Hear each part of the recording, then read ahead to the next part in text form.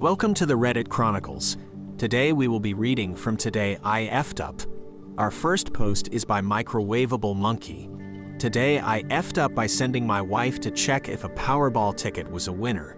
So this happened a few days ago. I have a long-standing habit of buying a lottery ticket for the Powerball, or Megaball, etc. whenever it gets over 300 million. It's overall a very small amount per year, and it's just a small investment in fun times from my point of view. Recently, the prize was slowly creeping up due to no winners multiple weeks in a row. The prize gets rolled over if there is no winner. It was over $1 billion last week, and I bought a ticket like usual. But I got too busy to take it in to check the numbers. Here's where I screwed up. I decided to give the ticket to my wife to check. Now she is a sweet lady who has never gambled anything, so she was not familiar with the process. I sent her to a local supermarket with a machine, explained how to scan the card, and sent her on her merry way. A little while later, I get a strange text basically saying, "You better be sitting down," and then a text saying something to the effect of, "I'm never coming back to this store again." Later, I got the full story. She scanned the ticket correctly, and the machine announced that she was a winner. A full-screen graphic and giant words, "The works." She freaked out at the prospect of becoming billionaires. She does not know how much is shaved off for taxes, but that's a different story. Attracting attention in the store, after hyperventilating for a minute or two, she saw that the machine stated to proceed to a checkout counter. She walks over and found out that she won $2. She was not aware that if you get one number, or sum, in the right place, you can win your money back. Anyways, after landing back on Earth abruptly, she left the store mortified at her reaction to winning $2, and now we need to find somewhere else to shop lol. Our next post is by MT Siri. Today I F'd up by punishing the sandwich thief with super spicy Carolina Reaper sauce. In a shared hangar with several workshops, my friends and I rented a small space for our knife-making enterprise. For a year, our shared kitchen and fridge functioned harmoniously, with everyone respecting one another's food. However, an anonymous individual began stealing my sandwiches, consuming half of each one, leaving bite marks as if to taunt me. Initially, I assumed it was a one-off incident, but when it occurred again, I was determined to act.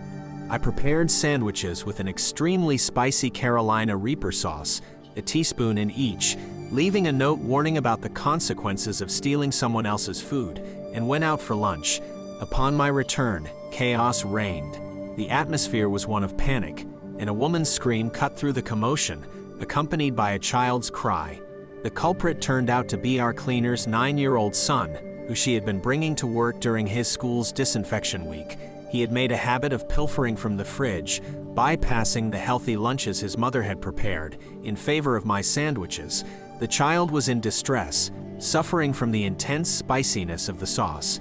In my defense, I explained that the sandwiches were mine, and I'd spiked them with hot sauce.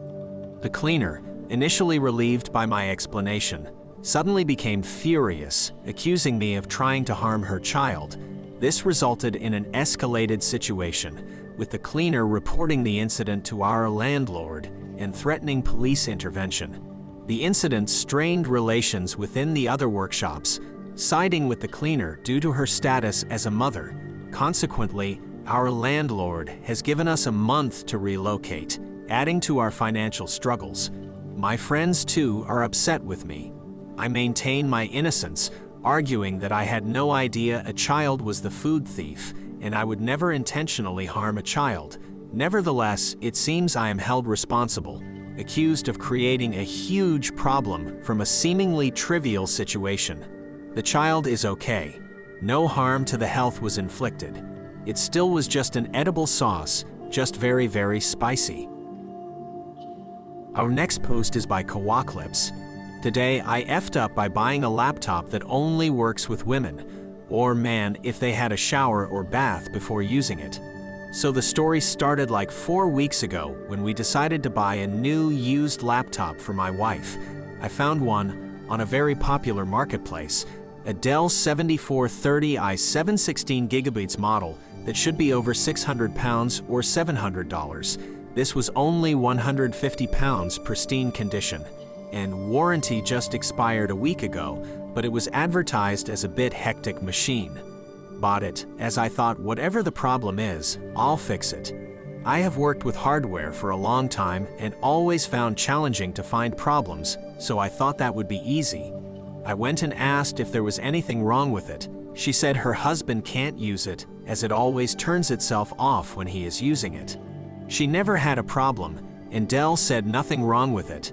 It does not like to work with her husband, that's all. I thought I never heard of a more stupid explanation for a laptop sale, but whatever. Bought it. Took it home. Switch on, started installing fresh Win 11. Then a minute later the machine went to sleep mode. I was like, okay, this could happen, so don't worry about it. Carry on installing. 5 minutes later, sleep mode. I started to worry, and at the same time started to think what that could be. With all the updates, it took me about 4 hours to finish Win 11, as the laptop went to sleep about 20 times. Then my wild ride started. I went to have a shower and came back downstairs to polish the system up for my wife, and the machine worked as it should. Finished it all, then handed it to my wife.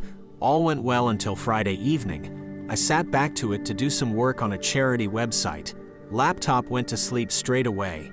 I was like whack-a-frap. Wanted to finish the job on it but kept going to sleep every 2 minutes. Asked my wife if that happened to her too. She said it didn't. So got her to sit down and worked on it, and nothing happened. The laptop worked properly without any issue. Then I went there. 30 seconds later, the laptop went to sleep. Imagine my face.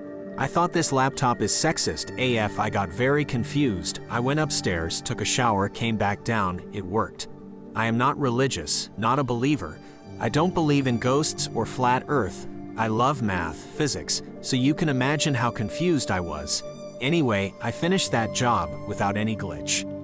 Next morning, I went downstairs to see the lovely laptop that has a soul. Guess what? Started to go to sleep as soon as I approached it. It felt like whenever I hovered my hand near the shift, went to sleep. I have updated drivers, deleted keyboard generic driver, installed specific one, changed power settings, nothing worked. Did the same thing. You know what? I got that confused that evening. I went to take a shower just to please my wife's laptop. Don't laugh. Came back downstairs, worked. Again, that cannot be a coincidence, more confusion, a lot more. Then I woke up this morning, ignored the bird chirping that came from outside. I have not even fed my spider. There were many questions about my spider. His name is Mr. Bean, and there are 2 pictures of him separately in the comments section. So he was looking at me very grumpy all day today. All I did was storm downstairs, switch the little miserable bastard on. Then, oh boy, it went to sleep in 1 minute. I was looking at the black screen and seeing my face in it as all my confidence and years of experience slowly leaving my brain through my cloudy eyes along with my soul. This cannot be. This is impossible. So what can a man do? I went to get a morning bath. I said do not laugh, especially because when I came back it worked. I have stopped working on this problem and given up. Also started to browse eBay for a Bible and joined the Flat Earthers on Facebook. I am joking, but I've probably never been closer to these before. I did not touch that devil again today, and I went to sleep at 9 p.m. Then suddenly I woke up 2 hours later, just before I wrote this post, and a little light bulb lit up in my head. When I was having shower, I always take my bracelets off, and my bracelet has a tiny magnetic thing on it. But I put it back on every morning. I swirled down without my bracelets, and the laptop worked as it should. I ran back up, put the bracelets on, had a go again, and the laptop started to go to sleep again. There you go. I almost started to worship a laptop. Then there it is. Physics. The inglorious thing thinks that I am closing the lid when the magnet gets close to the sensor. Hope you enjoyed this story as much as I enjoyed squeezing my brain in the past 3 days. Thank you for reading it. Our next post is by Imaginary Quiet. Today I effed up by using public bathrooms the wrong way for 18 years. So as the title suggests, I've been using bathrooms wrong. For as long as I can remember, whenever my mom and I would go to the bathroom in public, she'd tell me how things were done, because she's a borderline germaphobe. One such lesson involved flushing toilets. You know how there's usually a lever you need to push in order to flush. I was told to use my foot to push it, thus preventing any unnecessary touching. I've done this in every single public bathroom I've ever been to. Fast forward to a couple of months ago. My friend was talking about flushing a toilet at school. I don't remember the context, and she said she touched it with her hands. I pulled a face and asked why. Then it was her turn to be confused, and she said, "Because that's how you're supposed to flush it." She then proceeded to ask me how I flush, and I said, "By using my foot." I was completely flabbergasted that she would use her hand, and she was baffled and appalled that I'd been essentially kicking toilets for my whole life. Suffice it to say, she gave me massive crap for that, and now my past actions haunt me every time I think of using a public restroom. Thank you for listening to the Reddit Chronicles. Follow for more content.